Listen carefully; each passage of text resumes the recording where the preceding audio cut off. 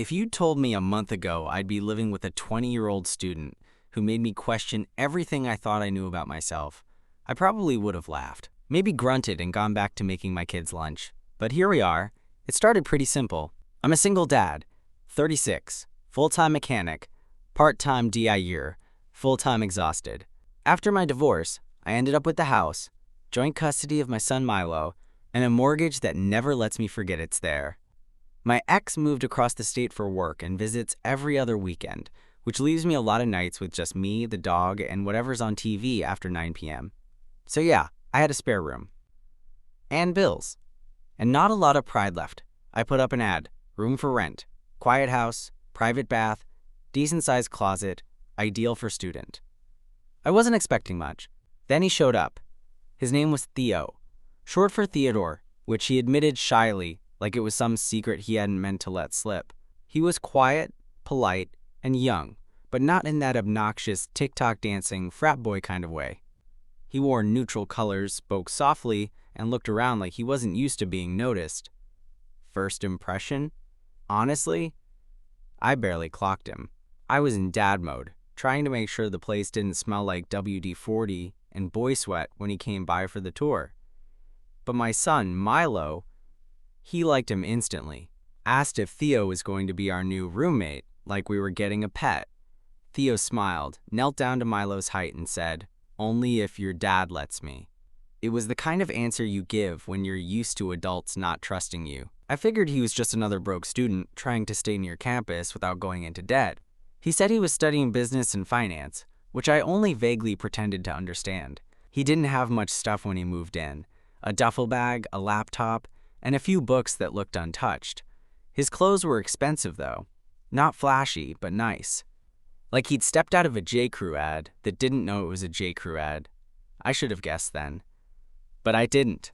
The first few weeks were easy.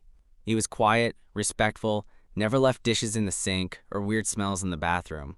He kept to himself mostly, stayed holed up in his room with headphones on, or walked around the neighborhood with a thermos of tea like an old man trapped in a twink's body.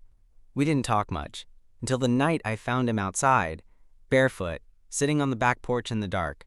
It was late. Milo was at his mom's for the weekend. I'd fallen asleep on the couch watching some cooking show, and when I woke up thirsty and stiff, I passed the sliding glass door and saw him out there. Just sitting. No phone. No book. Just staring into the night. I opened the door slowly. "You good?" He startled a little, but nodded. "Sorry, didn't mean to wake you." "You didn't," I said. "Can't sleep?" He hesitated. "Not really." I stepped outside, the cold porch boards biting at my feet. I stood next to him for a second before sitting down, a few feet away. "Bad day?" I asked. He shrugged. "Bad brain." I didn't press, just sat there with him, letting the silence stretch. After a while, he looked at me and said, "You ever feel like people only care about the version of you they can use?" That threw me. I looked over, studying his face in the moonlight. He looked tired, like someone who hadn't had a real conversation in months. "I think everyone feels that way sometimes," I said. He nodded, more to himself than to me. "I didn't tell you everything," he said after a pause. I frowned. "About what?" "Me. Where I'm from." I waited. "My family. They're kind of well known," he said, voice soft. "My grandfather started this company. Investment banking, real estate holdings, that kind of thing. It's worth a lot. Like, a lot." I blinked. "Okay. I'm his only grandkid," Theo said, "which makes me the heir, technically." That part hit me slower. He turned to me, expression unreadable. "I didn't tell you because I didn't want it to matter." And here I was, a guy who still eats dinner out of Tupperware most nights, sitting next to someone who probably had private chefs growing up. "It doesn't," I said finally. "Matter." Theo let out a shaky breath, like he'd been holding it in for weeks. "Thanks," he said, and something shifted between us that night. Not all at once, but enough that I started noticing more. The way he looked at me when I laughed, the way he paused before saying goodnight, like he wanted to say something else. I didn't do anything about it. Not yet. But I couldn't stop thinking about that night on the porch, and the way he'd looked when he told me the truth. Like he wanted to be known. After that night, things didn't exactly change between us, but they definitely weren't the same. Theo was still quiet, still kept to himself most of the time, but every now and then, I'd catch him watching me, not in a creepy way, just watching. Curious, like he was trying to figure something out about me, or maybe waiting for me to say something I never did. I'd find myself doing little things without even realizing it. Making an extra mug of coffee when I knew he had class. Checking the porch light before bed because I remembered how he liked to sit out there when he couldn't sleep. Leaving the thermostat a couple degrees warmer, even though I usually kept the place like a fridge. I wasn't sure what I was doing. I wasn't sure what he was doing either. One Friday night, I was fixing a cabinet door in the kitchen, one of those small, stupid tasks that never gets done unless you're trying to avoid something, and he came in, barefoot, hair damp from a shower. "Need help?" he asked. I looked up, surprised. "With this?" He shrugged. "I don't know. Just felt like doing something with my hands." I moved aside. He crouched next to me, and for the next 10 minutes we worked in silence, me holding the door steady while he lined up the hinges, his fingers brushing mine more than they needed to. When it was done, he sat back on his heels and looked at me. "Thanks," I said, standing up and wiping my hands on a towel. He didn't get up right away. Just stayed there on the floor, staring at the cabinet like it held answers. "You ever feel like you're just pretending to be normal?" he asked suddenly. I leaned back against the counter all the time. He nodded slowly. Then he said something that stayed with me. "I wasn't supposed to end up here." "In this house?" I asked. "In this life." There was no bitterness in his voice, just quiet resignation. I was supposed to go to Yale, take over the family office, fly private, date models, shake hands at fundraisers. He paused. I didn't want any of it. "Why not?" He looked up at me. "Because none of it ever felt like mine." I didn't know what to say to that. I'd grown up working class. My dad taught me how to change a tire before I learned how to shave. I had never had the luxury of choosing a life. I just tried not to drown in the one I got. "You can stay here," I said finally, "as long as you want." He smiled at that, small, grateful. But there was something else in it too, something unspoken. That night, after Milo went to bed, I was on the couch half watching some Netflix show I wasn't really into when Theo walked into the living room. He was in sweatpants and a hoodie, hair a mess, eyes tired. "Can I sit?" he asked, nodding toward the couch. "Yeah, of course."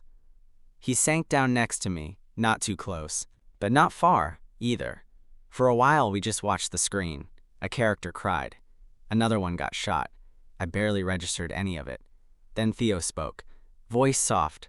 "You ever date guys?" I didn't answer right away. "I've never really thought about it," I said. He nodded. "Sorry, I didn't mean to assume."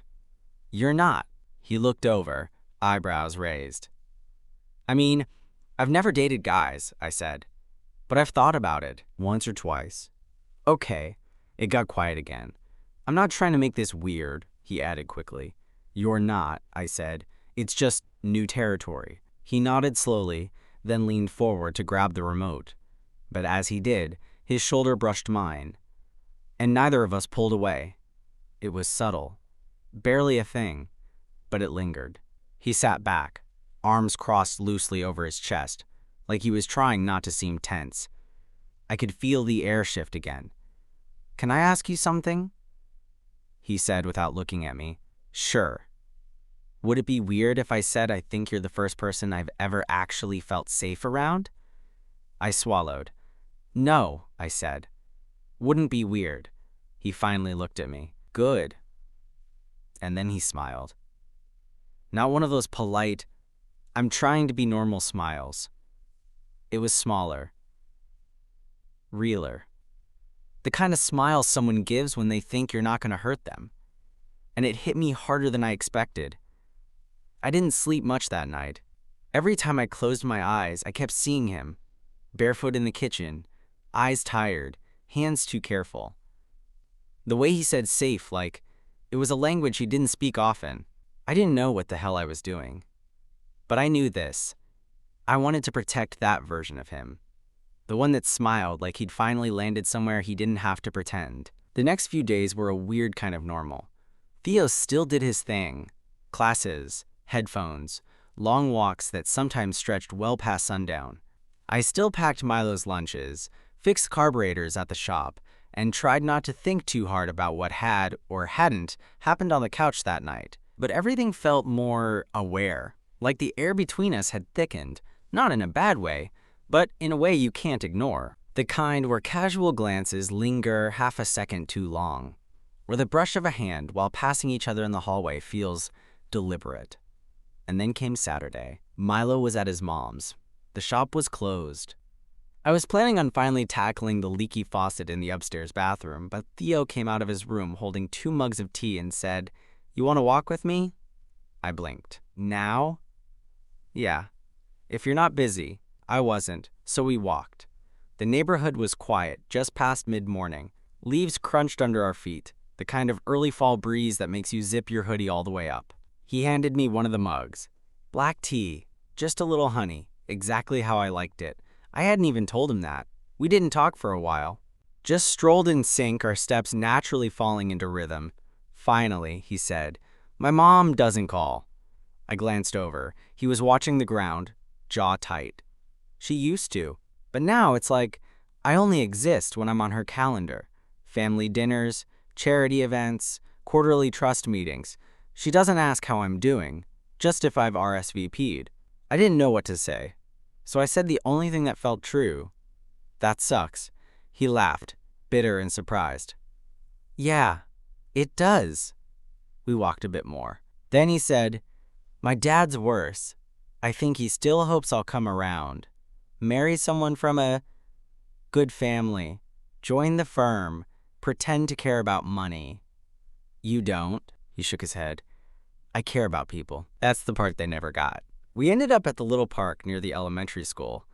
Empty on the weekends, except for the occasional jogger or someone walking a dog. We sat on the swings like a couple of overgrown kids. Theo swayed slightly, legs stretched out in front of him. "I didn't mean to tell you all that," he said after a long silence. "I'm glad you did." He looked at me, eyes squinting slightly from the sunlight. "Why?" "Because I think you've been carrying it alone for a long time." He didn't answer, but his hand reached out between us, fingers grazing the chain of my swing. It wasn't much, just a moment, but it felt intentional. He let his hand drop a second later, but the contact lingered in my chest like a small ache. On the way back, he stopped walking halfway up the block. I turned to see him staring at the sky. You ever think maybe you're not broken, but the world just has the wrong idea of what fixed looks like? It caught me off guard. "Yeah," I said slowly. "I think that all the time." When we got back to the house, he hesitated at the door. Then, quiet. "You want to eat dinner with me tonight? Just us?" "Yeah," I said. "I'd like that." And I did. We didn't cook anything fancy, just pasta and garlic bread. But it felt different. The way he set the table. The way he asked me what kind of music I liked. The way we both kept glancing up at each other across the plates. Halfway through the meal, I caught him watching me again. "You okay?" I asked. He nodded, slowly. "I like being here. I like having you here." He exhaled like he'd been holding that breath for weeks. After dinner, we didn't go back to our separate routines. We stayed in the kitchen, finishing the bottle of wine I'd forgotten I even had. I leaned against the counter while he rinsed the dishes, sleeves rolled up, hands submerged in sudsy water. "This is gonna sound stupid," he said, not looking at me. "But this is the most normal I've felt in a long time."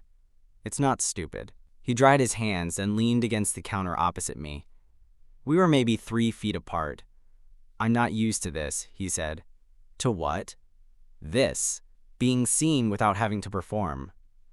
I wanted to say something. Anything. But my throat tightened. He took a step closer. I don't know what this is, he said.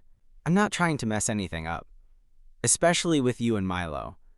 But if there's even a part of you that feels... He trailed off. I didn't let him finish. Not with words, anyway. I stepped forward and kissed him. It wasn't long. Or deep. Just real. His lips were soft. His breath caught. His hands hovered near my chest like he wasn't sure if he could touch me yet. When I pulled back, he looked at me like he was afraid to breathe. I'm sorry, I said quickly. Don't be, he whispered. We didn't kiss again that night. We didn't have to. But something had cracked open between us, and it wasn't going to close easily. Sunday morning felt strange in the best way. Not because anything wild had happened the night before, just that something real finally had. That kiss was still playing on a loop in my head, like a scene from a movie I hadn't meant to star in. I wasn't a guy who kissed men, at least not until last night. But the way Theo looked at me afterward, like I was something safe and impossible all at once, that image was burned in. I found him in the kitchen making eggs, just eggs. No toast, no extras. Like he wasn't ready to pretend we were anything other than two people figuring something out. He glanced up when I walked in. Hey, I said back, scratching the back of my neck. Sleep okay? He nodded, then gave a tiny smile. Barely. Yeah, me too. We didn't talk about the kiss. Not right away. But there was a softness between us now. Like we'd both stopped holding our breath. After breakfast, I took him with me to the hardware store. It was a small thing, almost stupid. I needed light bulbs, and Milo wanted a new nightlight shaped like a dinosaur. Theo followed me down the aisles, hands in his pockets, glancing at tools like they were foreign objects. You really know how to use all this stuff? He asked. Grew up learning, I said. My dad wasn't much for books, but he knew how to rebuild the transmission blindfolded. Theo picked up a pack of screws, turned it over in his hand. My dad can't even change a tire. He ever try? No, he pays people to know how. We ended up in the paint aisle. I grabbed a swatch for the bathroom I kept meaning to repaint and held it up. What do you think? Theo tilted his head. Looks like something called soft dusk. I checked the label. Holy shit, you're right. He grinned. Rich kid superpower. I grew up around interior designers. Back home, we fell into a rhythm. Theo helped me clean out the garage. I showed him how to use a power drill without stripping the screw. At one point, he reached up to grab a box off a shelf, and his shirt lifted just enough to show the soft curve of his lower back, pale skin under gray cotton. I looked away, but not before I memorized it. That night, after Milo came home and went to bed, we ended up on the porch again. It had become our spot. A little too cold now to be comfortable, but neither of us wanted to admit it. Theo had a blanket wrapped around his shoulders, cheeks pink from the chill. I handed him a mug of tea, then sat beside him with my beer. You okay? I asked. He nodded. Just tired, emotionally. I didn't push, just sat with him in silence for a few minutes. Then he said, I don't want this to be a mistake. It's not, I said. He looked at me. How do you know? Because I've had mistakes. They don't feel like this. He didn't answer, just sipped his tea. Then, out of nowhere, he said, I haven't told anyone about you. I blinked. What do you mean me? He flushed. This. Us. Whatever we're becoming. Do you want to? He hesitated. I don't know. I think I'm scared of what happens if I do. Because of your family? He gave a small, humorless laugh. Because of everything. I leaned back, exhaling. I'm not trying to pressure you, Theo. I know, he said. That's what makes it harder. I didn't understand what he meant until later. We said goodnight at the top of the stairs. He touched my arm, just a gentle graze, like he wasn't sure if he was allowed to linger. I watched him disappear into his room, and for a long time I just stood there in the hallway, staring at his door. There was a moment, split second, quiet, barely real, where I almost knocked, just to say something, just to be near him a little longer. But I didn't. I went to bed instead. Only I didn't sleep. Not because I was worried about what it meant to like a guy, or kiss a guy, or want him more than I wanted to admit. No. I didn't sleep because for the first time in years, I wanted something terrifying, something real, and I didn't know how to let myself have it. The next week blurred. Life didn't stop just because I had feelings I didn't know what to do with. Milo had soccer practice. The shop was short-staffed. My mom kept texting about Thanksgiving. And in the middle of all of it, Theo stayed. Quiet, thoughtful, present. But the air between us kept buzzing. Sometimes I'd catch him staring at me over breakfast, like he was working up the courage to say something, and always pulling back at the last second. Sometimes I'd do the same. Rehearse a sentence in my head. Something like, "I like you," or "I think about that kiss every night," but the words never made it past my throat. Instead, we existed in that in-between space. Not friends, not lovers, something slower, warmer. One night, I was fixing the bathroom sink, finally, and Theo appeared in the doorway with 2 beers. "You want help?" he asked. "Yeah, hand me that wrench." He passed it over, then leaned against the doorframe while I worked. "You always fix things yourself?" he asked. "Yeah, my ex used to joke that I had control issues." Theo laughed softly. "I don't think it's control. I think it's care." That made me pause. He said it so casually.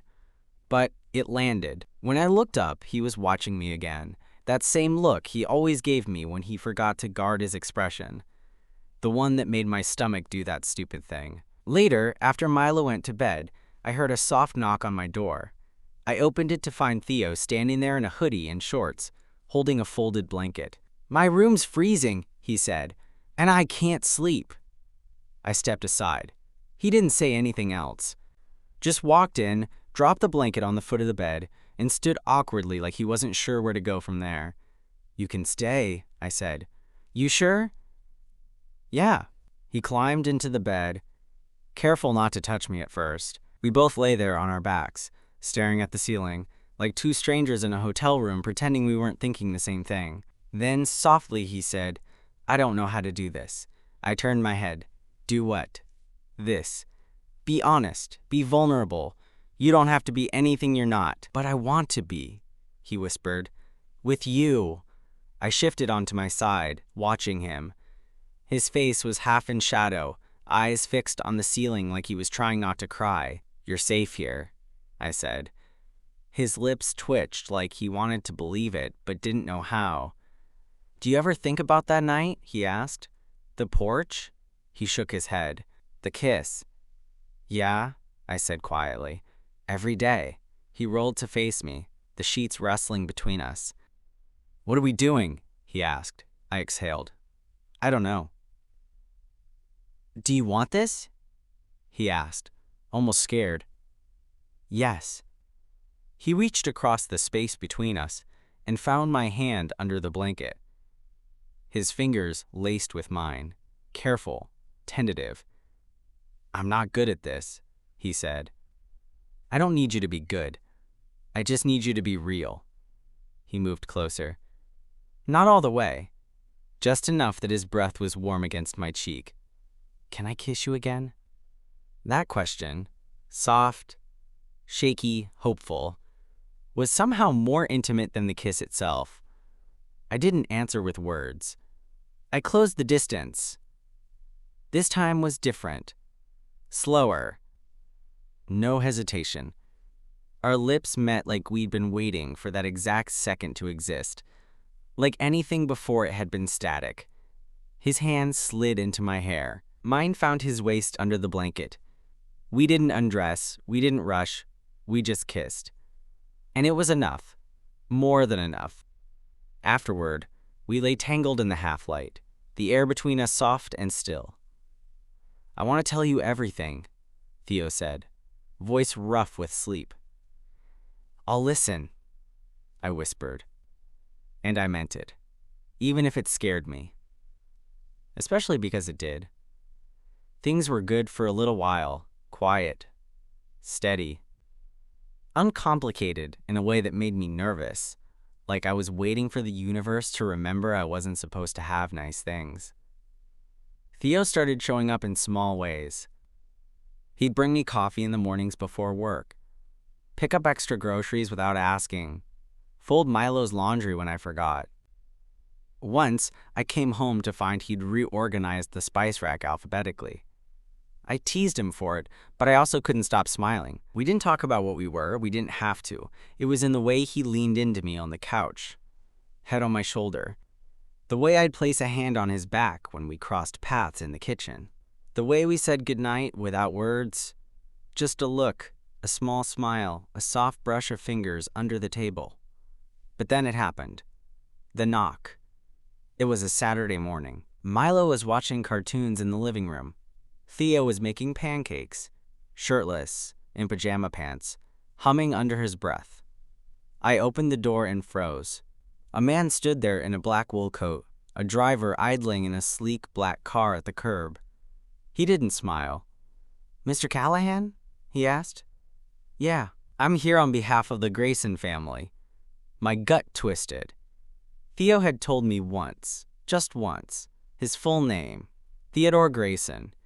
It hadn't meant much to me then, but now, seeing this man in a tailored coat and leather gloves, it suddenly did. Before I could speak, the man continued. "We've been trying to reach Mr. Grayson. He hasn't responded to any communications. His absence has become a concern." "He's fine," I said, sharper than I meant to. "He's safe. May I speak with him?" I stepped back, slow. "Theo," I called over my shoulder. He walked in, holding a spatula, face going pale the second he saw the man in the doorway. "I told you not to come here," Theo said. The man didn't blink. "Your grandfather insisted." Theo's jaw tightened. "He doesn't get to insist anymore." The man looked at me then, like I was some problem to solve. "May I speak with you alone, Mr. Callahan?" Theo stepped between us. "No, whatever you have to say it here." There was a long pause. Then, "The family has been generous, accommodating, but your disappearance is beginning to attract attention. You are expected at the holiday fundraiser in 2 weeks. Your absence would be disruptive. I'm not coming. Your grandfather isn't my keeper." The man glanced at me again, then turned to Theo with something colder in his eyes. "This arrangement won't last, Mr. Grayson. You know that." Theo didn't answer. The man handed him a thick envelope. "Consider this a final request." Then he left. The car pulled away without a sound. I shut the door. For a second, neither of us spoke. Then Theo dropped the envelope on the counter like it burned. "Is that your family's guy?" I asked quietly. He nodded. "Yeah, one of them." "What's in that?" "Probably a check." "A threat. Both." Milo was still in the other room, oblivious, laughing at cartoons. Theo looked shaken, but he straightened fast. "I'm sorry," he said. "I didn't want this to touch your life." "You didn't do anything wrong." "They think I did." "What happens if you ignore it?" He rubbed his eyes. "They'll send someone else. Or they'll freeze my accounts. Or my grandfather will have a heart attack on purpose just to guilt me back." "Do you have to go?" "I don't want to," he said immediately. "Not without you." That part caught me. "What?" He stepped closer. "I don't want to go back to that life. I don't want to put on a suit and pretend I care about real estate and hedge funds and legacy." He looked at me, voice cracking slightly. "I want this. You. Milo. Pancakes on Saturdays. Leaky faucets. All of it." I didn't know what to say, because part of me wanted to tell him to stay, that I'd fight for him, that he didn't have to go back to that world if he didn't want to. But the other part, the scared part, knew how this worked. Guys like me didn't get to keep guys like him. He reached for my hand, squeezing it. "Don't shut down on me." "I'm not." "Yes, you are. You think this ends with me getting in some black car and disappearing. But I'm not going anywhere." I looked at him. "You say that now. And I'll say it again tomorrow. And the day after." I nodded, but I didn't fully believe him. Not yet. And maybe he saw that. Because later that night, when Milo was asleep and the house was quiet, Theo came into my room and sat on the edge of the bed. "I'm not just hiding out here," he said. "I'm building something." With you, if you'll let me. I want to, I said. Then don't look at me like I'm already gone. That line stayed with me. Because I realized I had been doing that, expecting the ending before the story even had a chance. But maybe, just maybe, it wasn't too late to change it. After that weekend, things got quieter. Not tense, not cold, just heavier. Theo tried to act like nothing had changed, but I could see it in the way he moved through the house, like he was waiting for the floor to fall out from under him. And maybe I was doing the same. I didn't ask about the envelope. He didn't open it in front of me, but I saw him sitting on the porch with it one night, fingers running along the edge like it might bite him. He looked up when I stepped outside. "Want company?" I asked. He nodded. I sat beside him in the cold. The stars were out, the kind of sharp, empty sky that makes you feel both small and stubbornly alive. He held up the envelope. I opened it. I waited. "It's not a check," he said. "It's an offer." "For what?" "To come back. No questions asked. They'll reinstate everything. My apartment, my allowance, my trust access. All of it."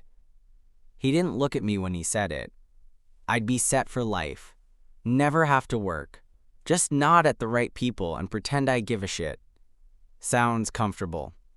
He gave a humorless laugh. "That's exactly what they're counting on." I didn't say anything. He turned toward me then, eyes dark and open. "Do you want me to go?" "What?" "Do you want me to take it? Be rich, be safe, be someone else again?" "No," I said, too fast. "God, no."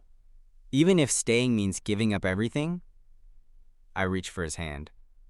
"You're not giving up everything. You'd still have us." His fingers tightened around mine. "That's the only part one want to keep."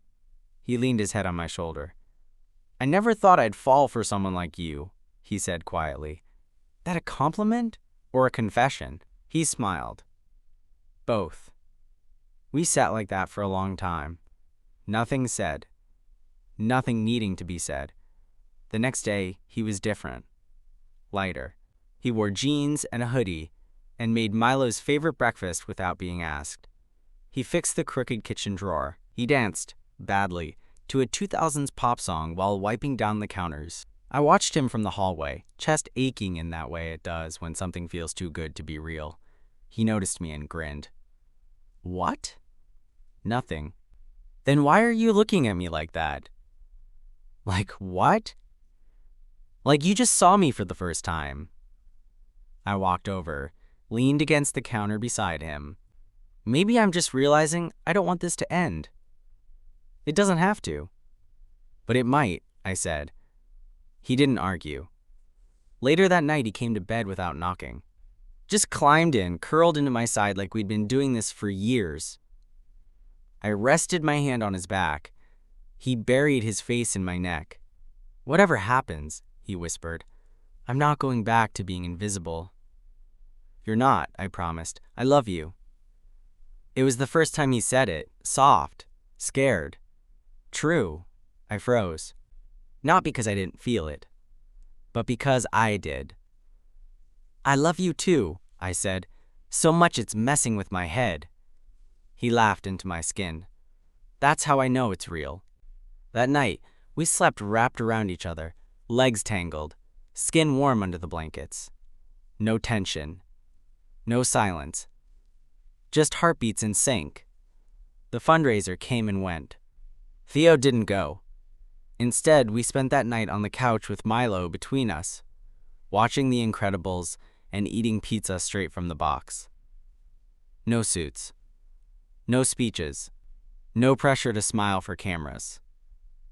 He turned his phone off. No more calls. No more family men in dark coats showing up at our door. And when I asked if he was sure, he just looked at me and said, "This is the only life I've ever wanted to live." Weeks passed. He found a part-time job at the local bookstore, started taking classes online instead of on campus. He'd come home smelling like coffee and old paper, with ink on his hands and a smile that made my chest ache. One night, Milo asked, "Is Theo staying forever?" Theo glanced at me. I nodded. "Yeah, bud," he said, ruffling Milo's hair, "if you'll let me." That night, after Milo was asleep, I stood in the kitchen doing dishes while Theo leaned in the doorway, arms crossed, watching me. "You still think this ends badly?" he asked. I shook my head. "Not anymore." He walked over, slid his arms around my waist from behind, resting his chin on my shoulder. "I'm not going anywhere," he whispered.